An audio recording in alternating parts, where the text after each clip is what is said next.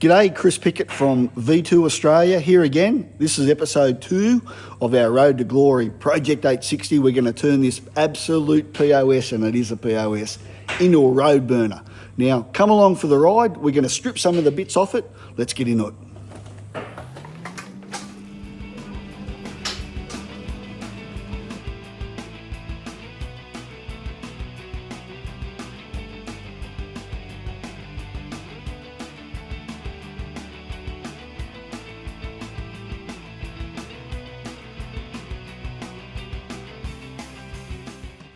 Righto people, now easy to pull apart, not so easy to put back together, but they are a pretty simple motorcycle. Now people over the years say Ducatis are unreliable, but if you listen to Brook Henry here, he'll say that there's no bad Ducatis, there's only bad owners.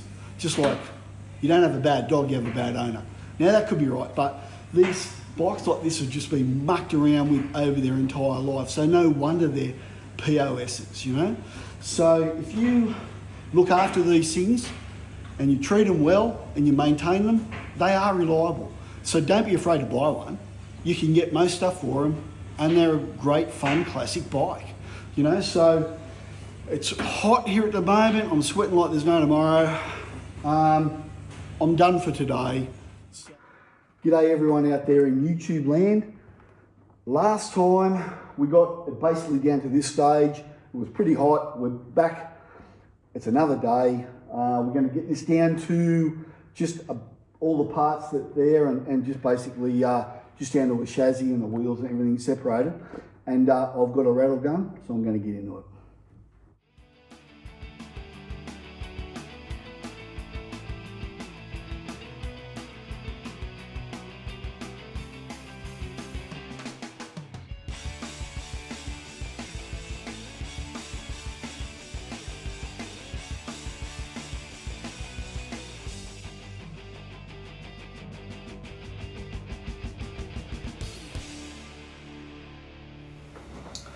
Now that you've seen us pull the whole bike apart, it's time to really do some more specific things to this frame to get it ready for refinishing, and just to go through a few things that you're going to find with something like this. This bike was originally an electric start, so they had massive brackets here for starter solenoids and whatnot, and also this had a crossover for the drum rear brake setup, so it had left-hand gear change. We're going to get rid of all that, so I've just gone around, marked a few things with white paint that we need to cut off, those particular brackets here and down here. Also, this bike was a drum brake rear bike, but it had been converted to disc brake rear. Now, so this bracket had been put on at some later stage, so that's going to come off. Just things like that. A couple of other things that you need to look at is with the center stand here. Now, they can wear, here's the center stand holes here for the bolts. They can wear, and it can just get really loose and floppy and whatnot.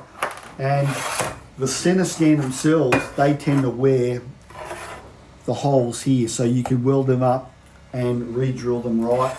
This thing's also on the base here and down here. They've been squashed and whatnot. But we're not going to worry about the center stand at this stage, and the reason is, once we decide on what wheels we're going to use and the length of the rear shock, we're going to then decide what we're going to do about the center stand. Do we just run a side stand? Do we do both?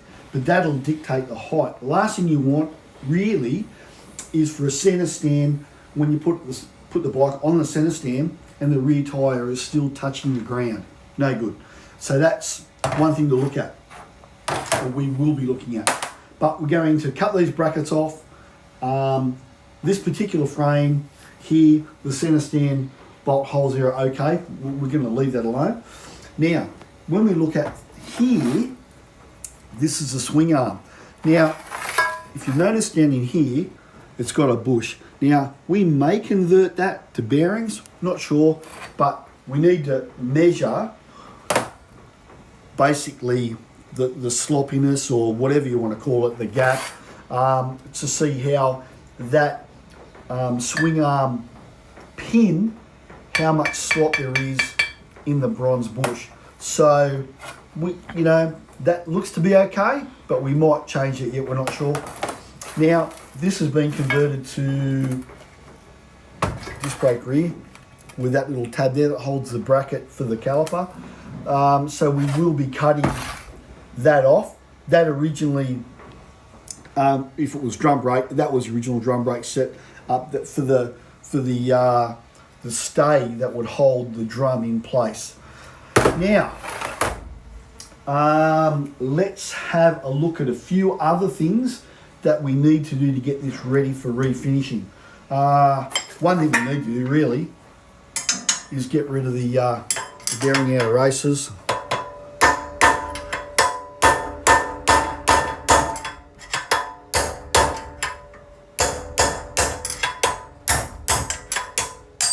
They're pretty easy. I'll turn the frame over and get the other one out. You're lucky that you can actually get a drift on here, because some other frames with other bikes you can't. So the best way to get them out is you can run a bead of weld on the inside of the bearing outer race, and that will shrink it, and they basically just fall out. Okay, so this bike's pretty good. Oh, the other thing we needed to do, this bracket here, this is for the seat. Now, they have a hinge set up on these early GTSs, so that's been broken at some stage. We'll have to grind that back out, put another pin in, spot weld it on the back. So one last thing we'll need to do with this frame is to take out these eccentrics. That's what this frame uses to adjust the chain. It's got the swing arm here, as you can see. It's basically just got a bolt or an axle straight through. You can't adjust anything there like you would do on a normal motorcycle or regular motorcycle. It's all done through here. But these are pretty easy.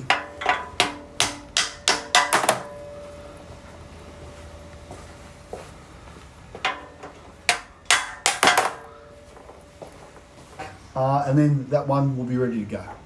So these are the 38mm Marzocchi forks that come off the bike. Now, I've pulled one of them apart so you can see how basic they are inside. Essentially, it's just hydraulic valves and whatnot, very basic stuff, dictate how this works on the inside.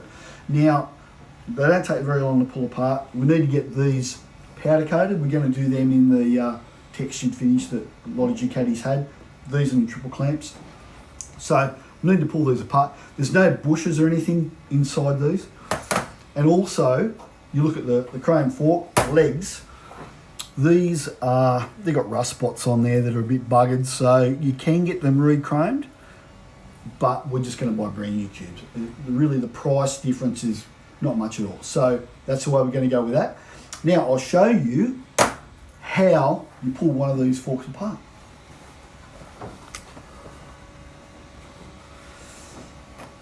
Basically, first off, you need to crack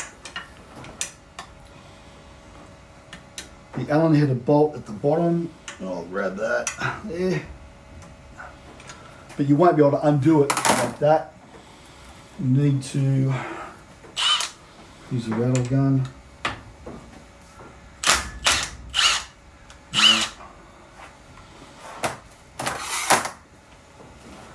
And there's going to be oil in there, no doubt. This will just come straight out. Ooh. Look at all that lovely stuff.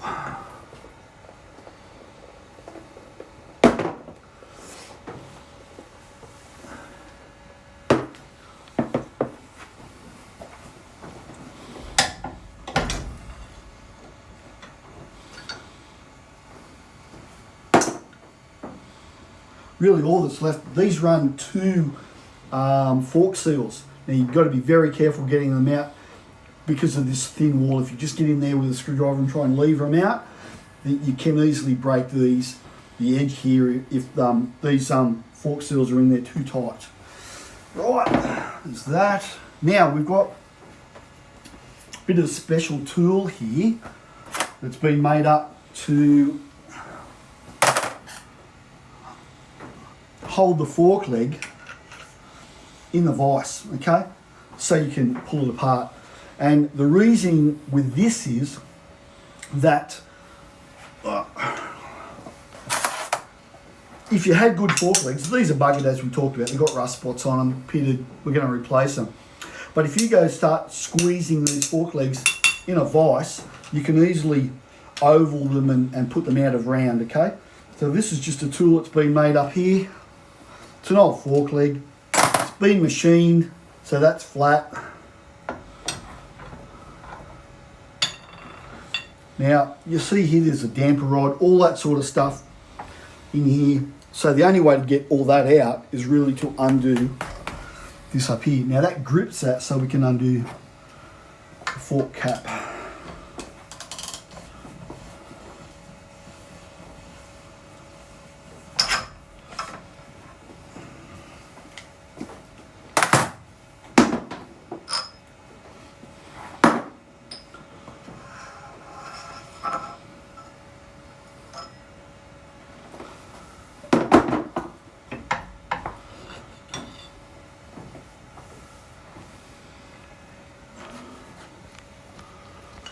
Come on, baby.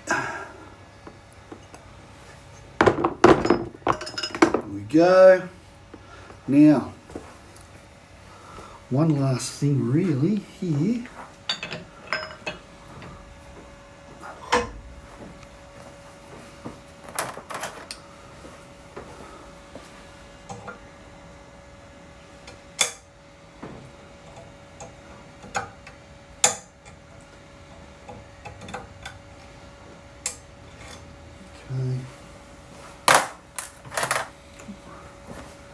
Little tiny tool here to pull that out.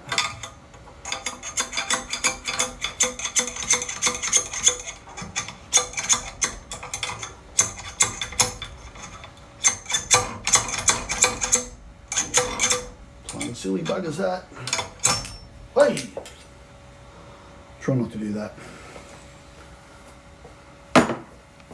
That was a clean shirt this morning too. Rightio. And that, my friends, is that. That's how quick you can pull these things apart. And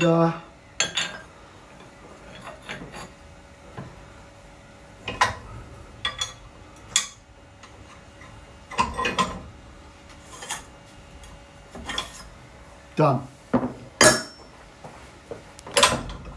So, you've seen how easy they are to pull apart and what's inside. We're going to update all that so it's going to make it feel like a much more modern set of forks. And yeah, so next episode, we're going to look at getting all the stuff sandblasted that we need to, powder coated, painted, whatever. And yeah, that'll be interesting. So like, subscribe, all those things, and have a good day.